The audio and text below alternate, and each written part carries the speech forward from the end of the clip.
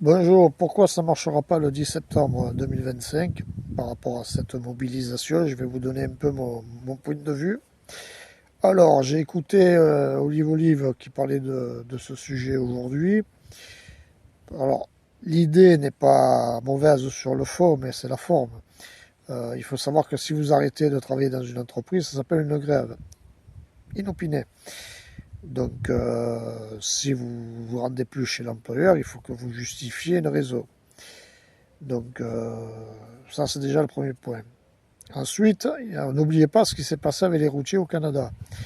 Les chauffeurs routiers au Canada, ils ont justement arrêté de conduire et le gouvernement, il leur a coupé les comptes bancaires. Donc, sur ce point de vue-là, ça ne marchera pas. Ensuite, il y a le problème de l'alimentaire. Donc, il va falloir quand même que vous subvenez à vos besoins alimentaires. Donc, il faudra bien qu'un boulanger il aille faire le pain la nuit, un boucher qui coupe la viande, etc. Et il n'y a pas de structuration, si vous voulez, dans ce projet. Je veux dire, ça va faire un peu comme les gilets jaunes, ça va partir un peu dans tous les sens, parce que Olivier vous disait, ben, vous restez en bas de chez vous. Mais pendant combien de temps, combien de jours, quelle est la stratégie? Moi, je n'y crois pas à cette mobilisation du 10 septembre 2025 parce qu'il n'y a pas de projet. Et puis, le problème, il faut regarder le fond.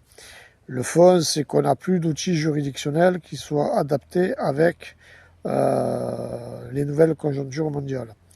Donc, le cas de la France, c'est très simple. Il faut retrouver une souveraineté. Et pour retrouver ceci, il faut avoir la maîtrise de la monnaie, donc recréer une monnaie, refaire une constitution juridictionnelle, réduire considérablement les charges et par la suite laisser les Français, on va dire, travailler.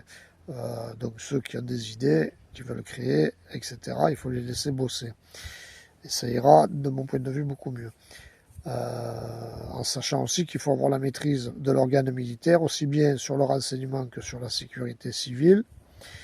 Et vous ne l'avez pas, parce qu'il y a une organisation criminelle qui a pris le contrôle du pays, qui l'a plus ou moins toujours eu. Et ils sont 12 millions en France à vivre au-dessus du lot. Et ils sont positionnés dans tous les postes qu'il y a au gouvernement, au niveau des administrations, au niveau des postes stratégiques dans les entreprises, etc. Donc ça ne fonctionnera pas. Je veux dire, le 10 septembre 2025, ça ne fonctionnera absolument pas. Je veux dire, vous allez déjà vous faire ficher, vous allez vous mettre hors la loi. Donc ça, il faut quand même réfléchir. Et puis de toute façon, l'État, dans ces cas-là, ils vont vous couper le compte bancaire. Parce que si vous ne vous présentez pas à votre employeur, vous avez un contrat, l'employeur va dire ben, il est absent, ben, ils veulent vous emmerder, ils vont vous couper le compte bancaire, comme ils ont fait au Canada. Par contre, ce qui est légal, c'est la démission collective, ou la démission tout simplement. Et je vais prendre un exemple d'un ouvrier, on va dire, manutentionnaire dans une usine. Bon, ben, vous démissionnez de votre poste à l'usine, et vous le faites collectivement. Donc on va dire que l'usine où vous travaillez, la convention, la démission, on va dire qu'il faut 3 mois de démission. Donc pendant 3 mois, vous travaillez normalement, et pendant ces 3 mois, vous allez vous créer un statut d'auto-entrepreneur.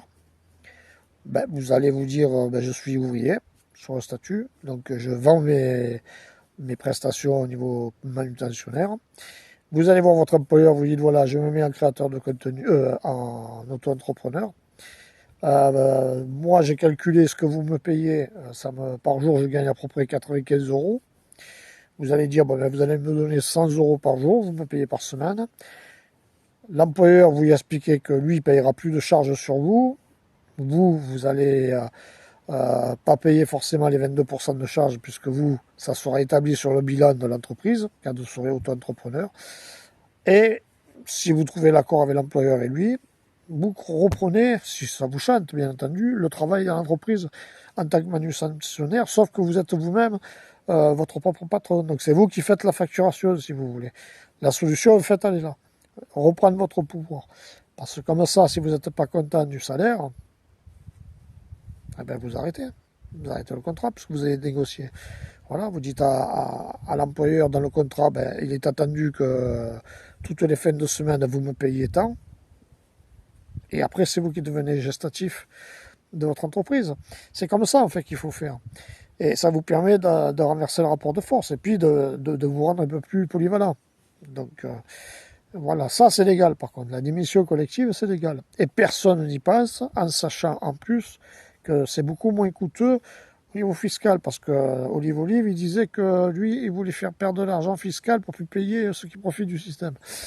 Oui, mais si c'est pas légal, à un moment donné, ça va pas changer le rapport de force. Là, c'est légal. Parce que si demain vous avez 10 millions de personnes qui démissionnent et qui se mettent en tant qu'auto-entrepreneurs, alors bien entendu, l'État derrière, ce qu'ils vont faire, c'est qu'ils vont peut-être augmenter des charges. Ils vont dire, bon, mais maintenant, les micro-entreprises, elles vont payer tant de charges. Eh ben, si vous payez plus de charges, ben, rien ne vous empêche de changer d'activité, de mettre votre entreprise à l'étranger, ou de créer des synergies associatives, entre guillemets, bénévoles, si vraiment ça peut marcher. Je veux dire, si vous seriez vraiment solidaire, ça peut marcher.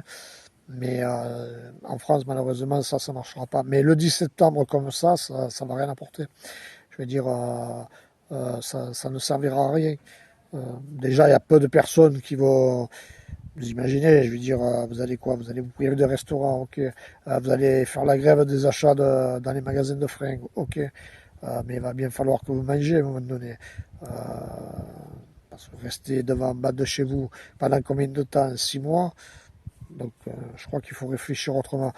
Ça ne marchera pas cette idée du 10 septembre 2025 et moi je pense qu'elle est instrumentalisée soit par des structures d'État pour justement foutre le bordel, pour derrière justifier des mesures qui soient très restrictives, des couvre-feux, ce genre de choses.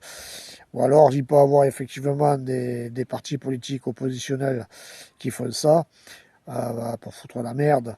Mais vous savez, le problème c'est que les militaires, ils n'ont pas fait le coup d'État. Donc quand l'armée n'est pas de votre côté, un pays il est mort.